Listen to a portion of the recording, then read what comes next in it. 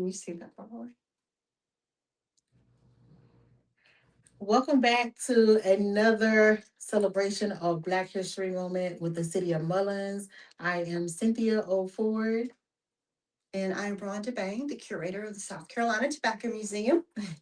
Today, I am excited to be here to help with this celebration.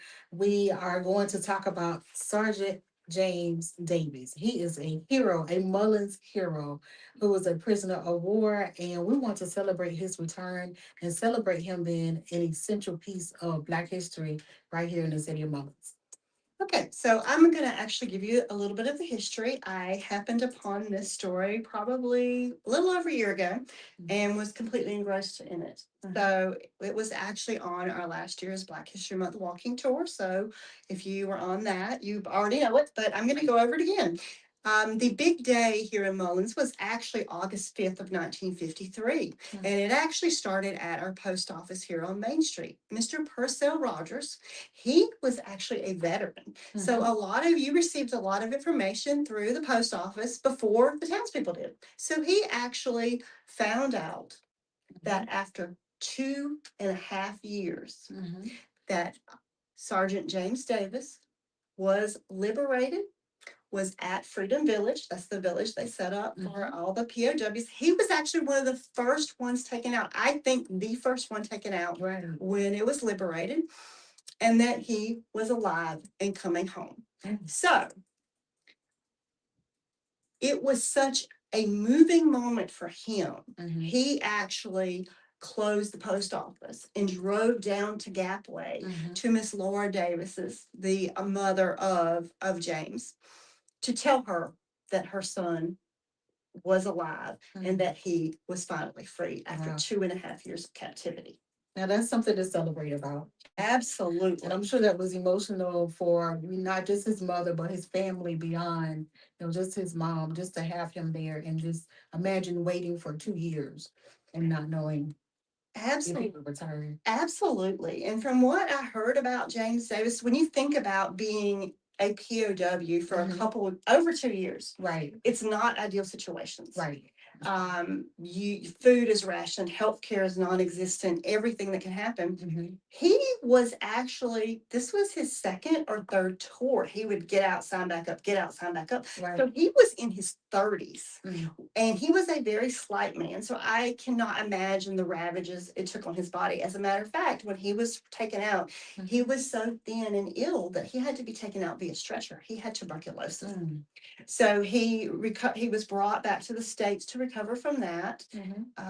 And then the story started coming out from people that were there with him because, and I did not write this down, but it was close to 66% of the people that went into that camp, Right. they never came back out. They either starved or they died of illness. Right. So the fact that he was older, he was very slight, was remarkable in itself. But then the stories about James Davis started coming out from the other soldiers that were coming out. Yes. So, what are some of those stories that we can share, with our viewers who may not know Sergeant James Davis? Well, the ones that really are poignant to me is they had part of the soldiers that were captured. They had two chaplains, and they were young and they were much more strapping. Right. Well, you're looking at a communist country that is not Christian, Yes. is not, and they really want to break your will and try to convert you to communism while you're in the camp. They actually said if you converted and you started to believe,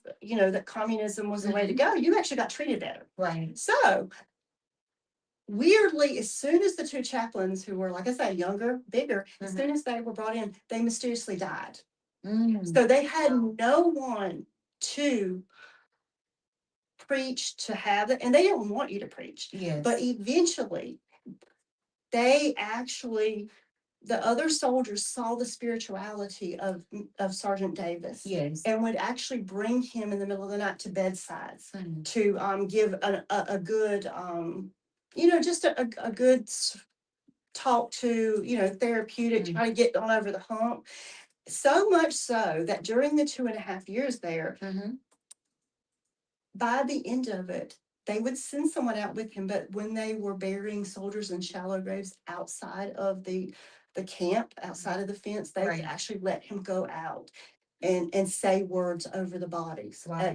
perform a very rudimentary funeral service Mm. for them. So he became basically the pastor, basically the spiritual Right. center of his group of people, that they would go out and stand in the yard and pretend like they were just together talking, Mhm. and they would actually be praying Right. and singing hymns and stuff like that. So he really kind of became the spiritual glue that Mhm. held a lot of the soldiers and gave them hope that they could actually get through Mm. this. And that's a powerful testament in itself, just about his character and how he was determined, determined to be there for others and determined to be strong for himself so that he can make it back home. So Absolutely. that just takes a lot of strength and courage when you're in a situation where you don't know what if you're gonna live or die. Yes, So and the other thing is he had not met his daughter Zola yet. right. He was captured and before he ever got home to see her, so he had a lot to go home for. They say he loved his mother. Before he Mhm. was married, he would send his money back home. Right. So much so that he finally told her, he's like, go buy a house, build a house. So she Mhm. had a little house on Gapway that she Mhm. proudly would say, my son helped me get this. Yes. And he was just very humble, patriotic, and just I always looked at him as he did the right thing. Yes. Yes. Most definitely. Under extreme odds. Right. Yes. Under extreme odds. But just imagine being miles and miles away. You have your mother to go home to, and you have a daughter to go home to. Yes. Amazing. I would have stayed alive. Yes, yes, yes. Or trying to, do my best to stay alive. But just having a beautiful home to come home to this city of Mullins to be able to raise his daughter. Absolutely. And he did come back to the city Mhm. of Mullins, Mhm. and we actually found out something that is in none of this paperwork. I did not know this until this week. And would you like to tell them the Moonlight story? Oh my goodness. So I've never had the chicken sandwich from Moonlight. Now I've heard that the chicken sandwiches were good. And I heard that he owned the Moonlight. Right. I did not know that. Yeah, so So he one mentioned that. So if you were ever at the Moonlight and you had the chicken sandwich, comment in the comment section. Let us know about that chicken sandwich because I never had it, but I've heard about it. So obviously he brought that tradition to life as well. Bringing I Moonlight. think the whole Yeah. town is better for the chicken sandwich. Exactly. Here. And now I did hear without this after I did this, I did hear that Zola worked at Moonlight. No. So I guess I was almost there to putting pieces together, but some part of it just comes from the community. It's never written down, Mhm. and those are my favorite things because Yeah. that really gives you insight that he owned the Moonlight. He lived in Mullins, and he actually lived in Mullins for his whole life. He Yes. died in 1985 at the age Mhm. of 67. Mhm. And yes, yeah. And he has a grandson, and that's something else I didn't know. Mhm. I called a lot of people on this story. I said, "Did you know about this? Did you know about this? Mhm. Did you know about we had this very famous POW? Mhm. Did you know about this?" And I knew we have other POWs, but for some reason, this story I had not heard it in all the Right. years of working to the museum. So I called our street and sanitation. Called Tor Skillcrest, and he Mhm. said, "I actually his grandson, Vincent Gerald, Mhm. was on our football team. He's about the same age as Taurus. So Wow. I found a little something about um, Vincent and his fumble recovery, saving the Mhm. auctioneers, advancing them in the playoffs. So Right. the tradition of this family and their love and just determination Mhm. just keeps going generation after generation after generation. Right. So I Most was, definitely. yes, And then he came back home with a title. And he was a sergeant. I mean, he was yes, Sergeant James Davis. So absolutely. salute to Sergeant James Davis, or for being our hero, in the city of Mullins, and being a hero for those who needed them in their darkest hour. Miles and miles away, but he was that support. So salute to him for being our Black History hero for this particular segment. Yes, yes. I thank him and his family for Mhm. their service because If anybody who's in a military family, it's not just the soldier that serves, the whole family serves. So we thank him and his family for their sacrifices. Yes, I can definitely attest to that. I was gonna say, not to put you on the spot, but, serving is definitely something different. So he went through training, and then for him to continue to go back. And you know what? The hilarious thing, not hilarious, but he wanted to join again. After all of this, I've been said, not for me. No, that's okay. I think I've done my time. But his mom said that's just what he wanted to do. He didn't want to farm. He did not want to do that. He wanted to serve his country. That's right. Yes. That's right. There's so much that goes beyond just what you see on the picture, the person that's in the uniform. And that's what we saw. We saw someone who was brought back to us in the uniform. But there's so many things that, so many untold stories that I wish we had even in writing from Sergeant Davis. But we are so appreciative of what we were able to gather about his story. So if you know Sergeant James Davis and his family, if you are a family member of Sergeant James Davis, please put it in the comments. Let us know what stories you remember about Sergeant James Davis or that you've heard about.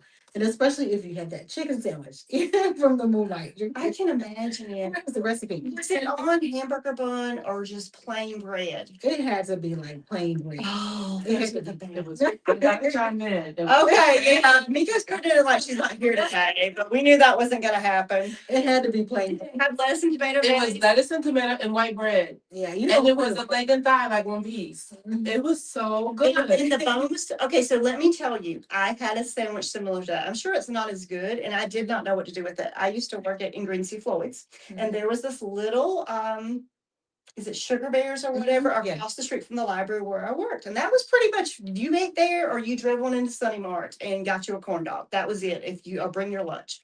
So I went and I was like, I would like the chicken sandwich, please. And I get that chicken sandwich and I just take a big bite, not realizing it is the whole chicken with the bones and everything. It had less tomato. It was on white bread with some mayonnaise. And I went and grabbed it and I was like I made such a mess in my car that day with chicken and everything, but it was good. It was It good. brings back memories. You know what Zola said? Because we did ask her, Councilwoman Davis and I went and talked to her, and we asked her, we said, what was the recipe? And she said her mom was just a good cook. And she said it was her dad's commitment to quality. The chicken all had to be the same size chicken. Like he wanted the chicken to be a certain way. And he picked out the chicken that he used, that anybody used for cooking those sandwiches. That's good. Yeah. So it was a method to their madness that they're not willing to share anything other than They're never the going to chicken. tell us the spices, are they? Well, if you have the recipe, Yes. family members of James Davis, just make us some chicken sandwich. Yeah, please. We would like a chicken sandwich. Oh goodness, but thank y'all for tuning in. I don't want if there are any other things that we want to share, I want to make sure that we don't omit anything from highlighting our hero for today and his contribution. Yeah, he was. And he did get the prisoner of war medal, so he was recognized as the hero that he was. Yes. And thank you all for tuning in with us today for this podcast, recognizing our very own Sergeant James Davis, our Mullins hero. And we also want to make sure that you remember about the parade for Saturday in Florence, right? Yes. Yeah, the Black History Parade in Florence. Just make sure that if you're available on Saturday, come out and continue to celebrate Black History with us. And we'll be back on next week to continue to honor people in the city of Mullins and beyond for Black History Month. So thank you for tuning in with us. Yes, thank you so much. We do have one comment though. Okay. Okay. And it's from Evangelist Nellie DeWitt Williams. She says they were very good sandwiches. And Russell Ford says, love the interview. Awesome story about a great man of Mullins. Great work. Thank you. Thank you. Again, join us on next week. What we're doing next week? We are doing Cicero. It's a Cicero. Are we combining with yes, we are combining Cicero with we're doing I guess next week is Famous People Week. Right. Tuesdays Cicero, Luther Vandross, and Sandra Reeves Phillips. Yeah. So you have to make sure that you come back and join us for this podcast. Somebody's gonna sing, right? These two are gonna sing. No. No, I sung Wheels on the Bus. We'll play the music. We'll play the music so y'all I can sung hear Wheels what on the the Bus song over is. the But y'all weekend, know and it was not pretty. Big Luther, Little Luther. We're gonna play one of his songs, right? Bye. We'll see you next time.